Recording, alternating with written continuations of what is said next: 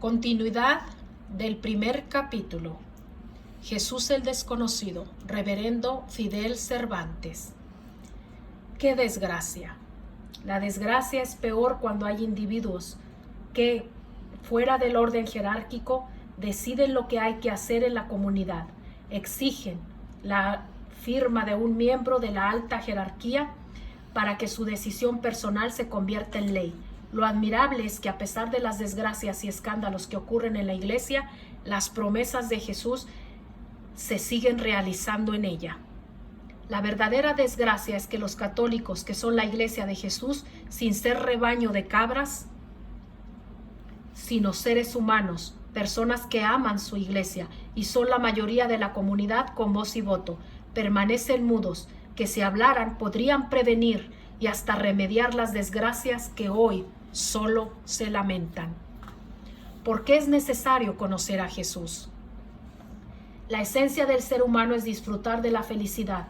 Felicidad es el remedio de la necesidad y realización de todo lo que el hombre desea. Si el hombre no tuviera necesidades y deseos, ya estaría gozando la felicidad. La necesidad precede al remedio y el deseo a la satisfacción. Remedio y satisfacción son la felicidad. Por mucho que el hombre desea la felicidad, que es un absoluto, y sabe que no la puede alcanzar en un mundo relativo, pero se consuela con las alegrías que hay en el mundo, porque aunque relativas, son prueba de que la felicidad absoluta existe.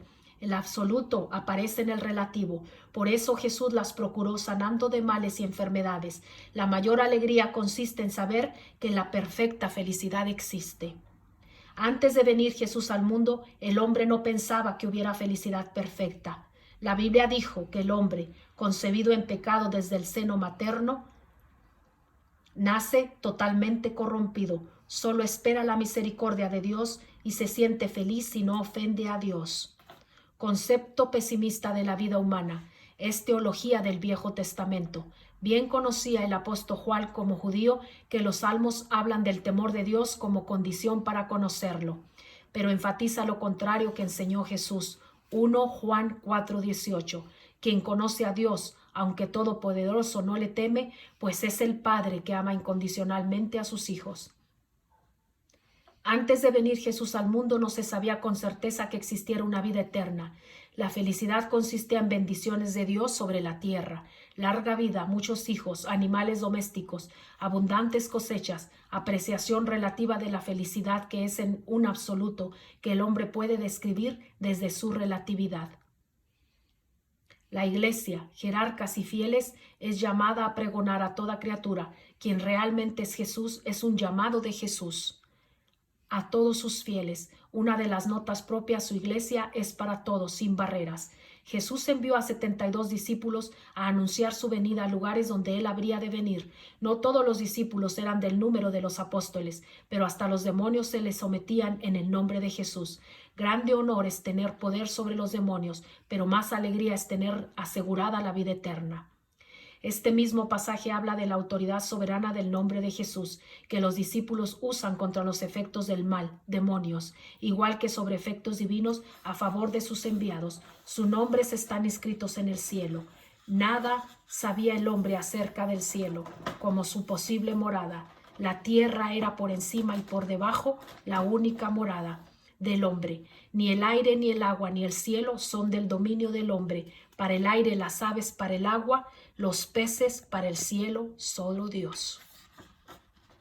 Cuando los judíos oyeron a Jesús decir que lo habrían de ver sobre las nubes del cielo, Im ananei hashamayim, lo acusaron de blasfemo, capaz de penetrar la morada misma de Dios. Jesús les mostró en su ascensión al cielo la vida eterna. La suprema felicidad es el conocimiento de Dios y de Jesús el enviado. Los testigos no dicen, crean en mí, pues soy apóstol, sino en la razón, lo que mis ojos vieron, mis oídos oyeron, mis manos tocaron. Con Jesús se gana la vida eterna. Los testigos no dicen, crean en mí porque soy apóstol, sino en la razón, lo que mis ojos vieron, mis oídos oyeron, mis manos tocaron, de la presencia de Dios en su Hijo, Jesús con quien se alcanza la vida eterna. Para el hombre no es tan importante conocer la esencia absoluta, sino aceptar lo que de absoluto descubre con su razón en relatividad de la creación, la presencia de Dios.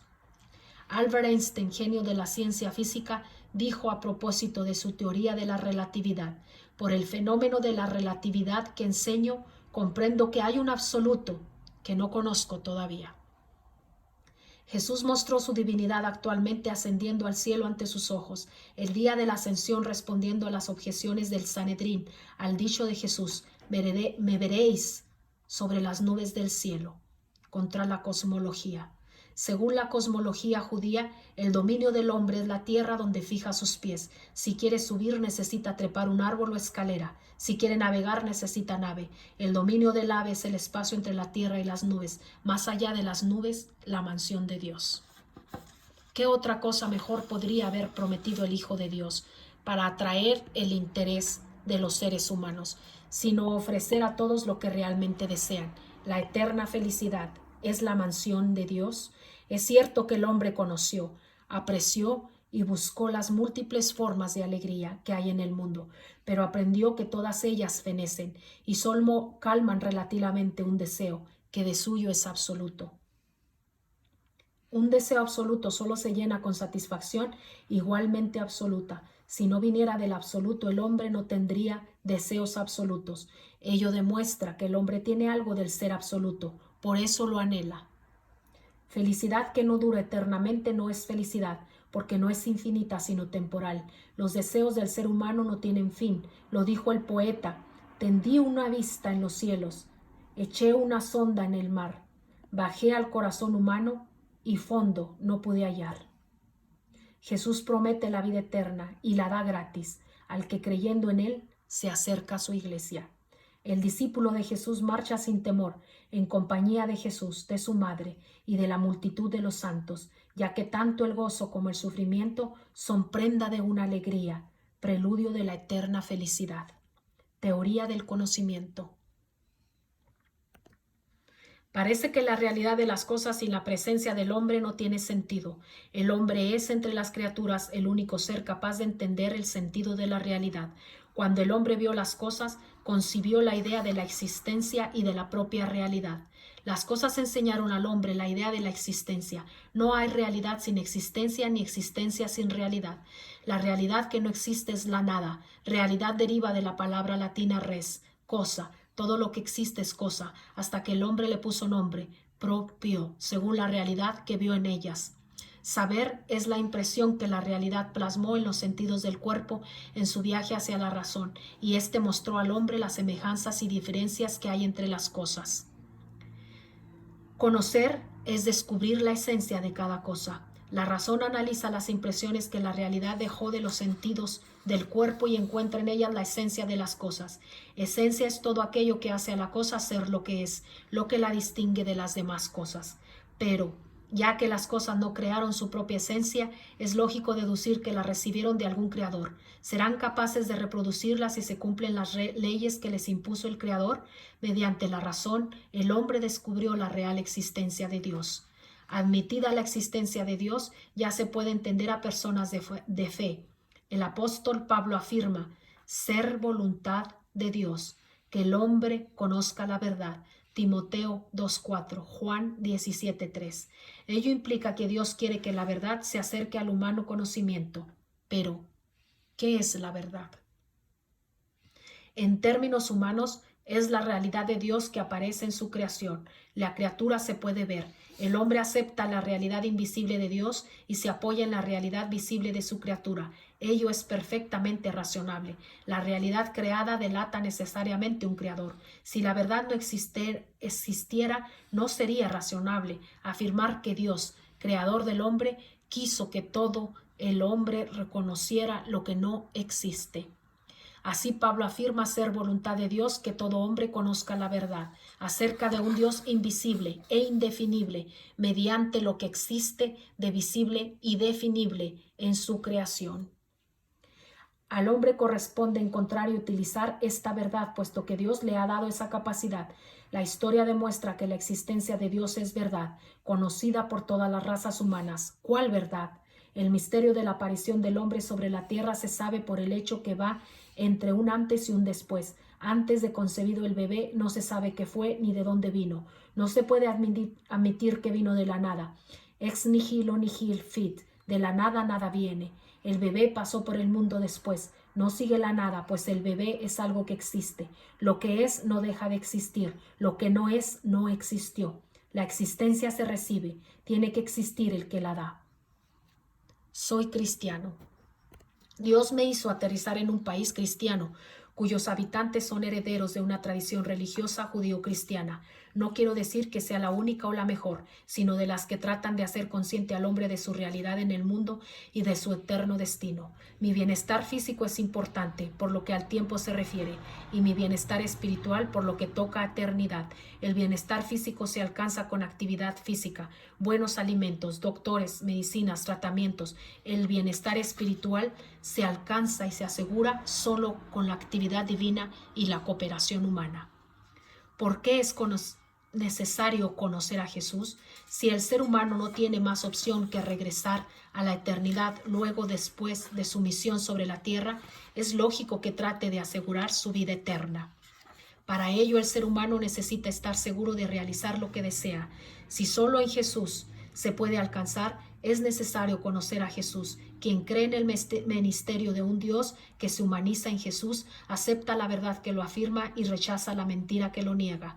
Como Dios absoluto antes de venir al mundo, Jesús es indefinible para la relatividad del hombre, pero como ser humano, la relatividad humana ya puede comprender la relatividad divina que se revela en Jesús. ¿Es ello un misterio? Sí, pero ya se entiende. A Dios se le descubre por la razón y se le conoce por la fe. Comprender a Jesús como hombre es entenderlo como Dios. Por la visión de la creación, la razón del hombre descubrió al Dios invisible y por su experiencia, su fe en él, empezó a conocerlo. Su imperfección descubrió que existe la de perfección. Si de conocer a Jesús depende su vida eterna, es lógico que el hombre anhele conocerlo. ¿Se puede probar que existe Jesús? Nihil volitum quin precognitum. Nada se acepta sin antes conocerse. Mucha sabiduría nos legaron los antepasados, paganos y judíos. Misterio es lo que no se conoce, pero una vez conocido deja de serlo. Jamás nadie ha visto a Dios, pero su Hijo Jesús vino a revelarlo. Pero el hombre no está dispuesto a creer sin pruebas. ¿Qué pruebas hay acerca de Jesús? ¿Quién es, pues, Jesús? Pregunte a un judío. No negará que Jesús de Nazaret es hijo de Abraham. Jesús nació, escribió de sí mismo. Jesús nada escribió de sí mismo. Lo que se sabe de Jesús se debe al Nuevo Testamento que escribieron los judíos. Lo que se sabe de la vida y obras de Jesús se debe al testimonio de los testigos. Para saber de vida y obras de Jesús en el mundo, es preciso identificar y valorar el testimonio que dan sus amigos, que convivieron con él y afirman que el mismo Jesús los constituyó testigos de su vida y obras. El valor probativo de un testimonio no reside en lo que el testigo cree, sino en lo que vio, oyó y participó. Los discípulos hablan de lo que vieron y oyeron a Jesús decir y hacer. El juicio personal de testigo no siempre es correcto, puede fallar, pero la realidad de lo que vio, oyó y tocó sigue siendo realidad que no puede fallar. Los testigos de Jesús. La fe es aceptación de una propuesta hecha por el creyente que ni la Biblia ni la Iglesia puede imponer. Los discípulos fueron muchos, los apóstoles solo 12. Matías y Pablo se añadieron después. Los apóstoles son los testigos principales de Jesús porque lo conocieron personalmente, convivieron con él y fueron enviados por él. El testimonio apostólico es de Mateo, Marcos, Lucas, Juan, Pedro, Judas y Santiago. Muy poco se sabe de los demás. Los discípulos son más numerosos, basan su testimonio en lo que aprendieron de los apóstoles y de la primitiva comunidad. Su testimonio ofrece hechos históricos y razones teológicas que están a la base de la doctrina cristiana. Antes de ser discípulos, los seguidores de Jesús eran muy devotos observantes de las tradiciones ancestrales, que esperaban la venida de un Mesías como la esperanza de Israel. El libro de los Actos reporta muchas de las ideas de Pablo y Lucas al respecto. El valor histórico. Hay gente que interpreta a su modo las escrituras pensando ver las señales del fin del mundo. Así los paisanos de Jesús pensaban en la venida del Mesías o del profeta que se menciona en el Deuteronomio. El ambiente de expectación mesiánica ilustra el testimonio de los discípulos como lo indica la respuesta del Bautista a los enviados de Jerusalén. No soy el Mesías ni el profeta. Entre ustedes está el real Bautista, portador del Espíritu Santo.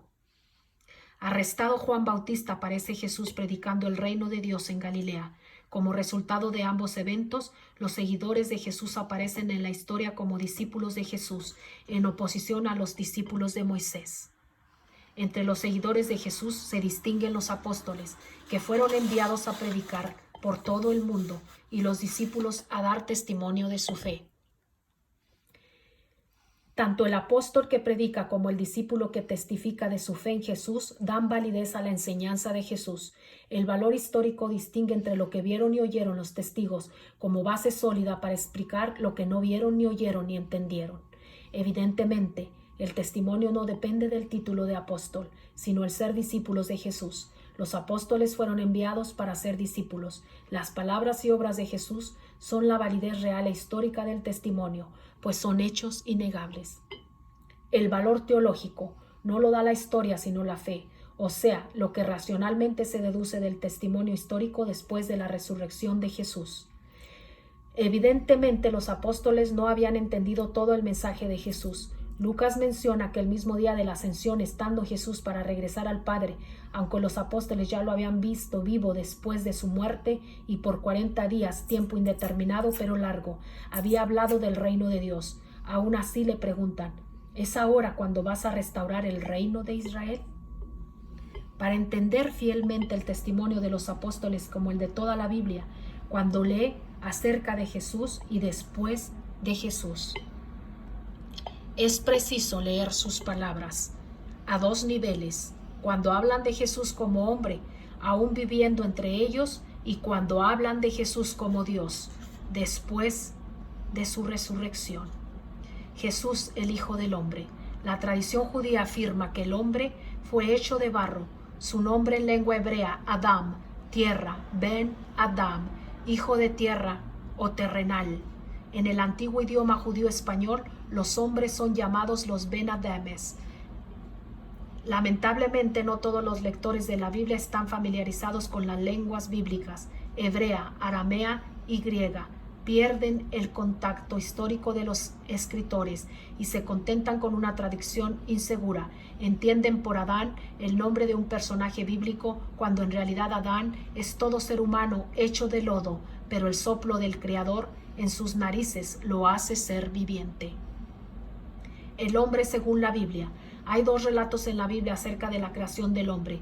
Ambos provienen de diversas tradiciones escritas. El primer relato aplica la palabra Adán, tierra, tanto al macho como a la hembra. Ambos fueron creados a imagen y semejanza de Dios para dominar la tierra. El segundo relato, el Adán, modelado en lodo de tierra, Hafarmin, Ha, Adamaha, lleva en sus narices el soplo de vida. Él puso nombre a todas las criaturas. Diferencias. Primer relato, Adán de tierra sacar Unekeakaba, es macho y hembra. Segundo relato, el Adán sacar, hombre macho, es llamado Ish, hombre, y el Adán Nekeba, hembra, se llama Isha, mujer. No se menciona el soplo de vida que los hacía semejantes a Dios. El Ish fue creado para trabajar, pues no había quien regara la tierra de Isha. La Isha fue hecha del hombre varón Ish, por eso se llamó Isha, varona, para ser pareja del hombre. El Adán Ish dio a la Isha el nombre Heva, vida, pues vio que la vida humana llega por medio de la mujer. Es inútil buscar claridad científica en el viejo lenguaje de la Biblia. Sus escritos usaron palabras según la lógica del momento. No hay ciencia organizada. Son viejos relatos y antiguas enseñanzas de diferentes tradiciones acerca de la creación del mundo y del hombre. A nivel teológico, Jesús hace celestial lo terreno. Hablando a los judíos, Jesús se llama Ben Adam, Hijo del Hombre. Es evidente que se apoya en la lectura del Génesis. Este Adán, Jesús, aunque terreno, será visto sobre las nubes del cielo. Imananei, Hashamai. En lenguaje bíblico, las nubes del cielo son la frontera entre las cosas de arriba, el cielo, y las de abajo, la tierra. El hombre ha de ser glorificado. ¿Podrá llegar como Jesús a las cosas de arriba? Es lógico pensar que cuando los judíos conectaron las palabras de Jesús, Ben Adam, Hijo del Hombre, con Imananei, Ha-Shamajim, son las nubes del cielo, gritaron, blasfemia. La ley de Moisés castigaba al blasfemo con la muerte. Muchos ponen la envidia del Sanedrín como causa de la muerte de Jesús. Nada más falso. Las palabras y obras del Jesús, mal entendidas por los testigos y peor traducidas a lenguas modernas, son todavía la base más firme para indagar la verdad acerca de la persona humana de Jesús. Palabras y hechos describen la persona y son el mejor testimonio que ofrecen los testigos. Jesús quiso nacer en familia como medio para su encuentro con la humanidad. En ella aceptó la autoridad y el cuidado de María y José durante su niñez y adolescencia. Con ellos frecuentó la sinagoga y fue a Jerusalén a atender los negocios de sus padres. Dios se da a conocer en el seno de la familia para hablar con los Ben Adames, creados a su imagen y semejanza. Dios hizo a su Hijo único, el verdadero Ben Adam. Los testigos dicen que el Padre Celestial llama a todos, escúchenlo, y que Jesús dijo, aprendan de mí, pues en mí hallan el camino, la verdad y la vida. Jesús es, pues, el modelo de todos los Ben Adames, que en él se encuentran la verdadera imagen y semejanza de Dios y son llamados a ser glorificados. Así pues, tanto los apóstoles como los discípulos hablaron de Jesús como Ben Adam, Hijo del Hombre, antes de su resurrección. Pero después de la venida del Espíritu Santo, los testigos hablaron de Jesús como el Adonai, Señor. Los testigos, pues, como judíos consideraron a Jesús como el Hijo de María. Como discípulos vieron en Jesús al Hijo de Dios. Hay personas que solo consideran a los apóstoles como cristianos testigos de Jesús. Olvidan que también son judíos de lengua y también de costumbres. Muchas de ellas perduran en la liturgia cristiana. El testimonio de los discípulos es la base de verdaderas, históricas y teológicas verdades. Dios se humanizó en Jesús para que el hombre pudiera conocerlo. Jesús demostró en sí mismo la vida temporal y eterna. Jesús instituyó medios humanos para causar efectos divinos. Hagan esto. El ser humano puede llegar a ser hijo de Dios y merecer su gloria. Jesús admite seres humanos a colaborar en su obra de salvación. Eligió apóstoles. El Espíritu dirigirá al hombre hacia la verdad. El Nuevo Testamento fue escrito por judíos cristianos que dan testimonio de la palabra, obra de Jesús y de su propia ignorancia que tuvieron antes de comprender la resurrección de Jesús. El ser humano puede llegar a ser hijo de Dios y merecer su gloria. Dijo Jesús, la validez de todo testimonio se mide por el grado de razonable evidencia, de verdad que ofrece a quien lo oye, que dice Jesús de sí mismo y que hizo Jesús mismo. Fin del primer capítulo.